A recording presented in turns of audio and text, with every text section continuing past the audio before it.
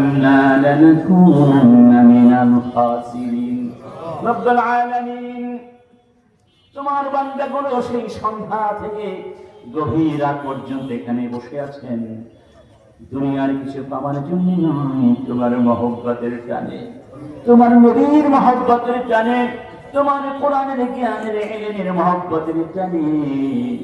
তুমি বলেছো হাদিসে কুদসির ভিতরে, আমার মহব্বতের একাত্রিত হয় কিয়ামতের ময়দানে, যখন কোনো ছায়া থাকবে না, আমি আল্লাহ তখন তাদেরকে ছায়া দান করব।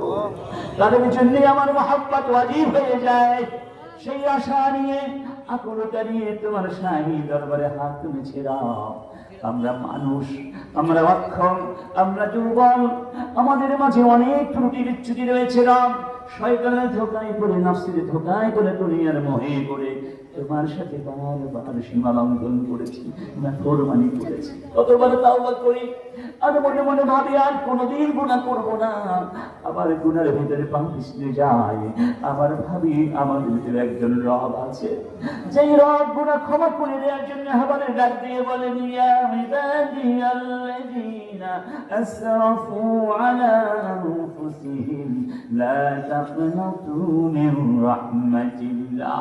ইয়া আমার গোলামেরা, সীমা লঙ্ঘন যারা করেছে, সীমা লঙ্ঘন করেছো, নিরাশ হইও না, আমার কাছে ক্ষমা চাও, আমি সব ক্ষমা করে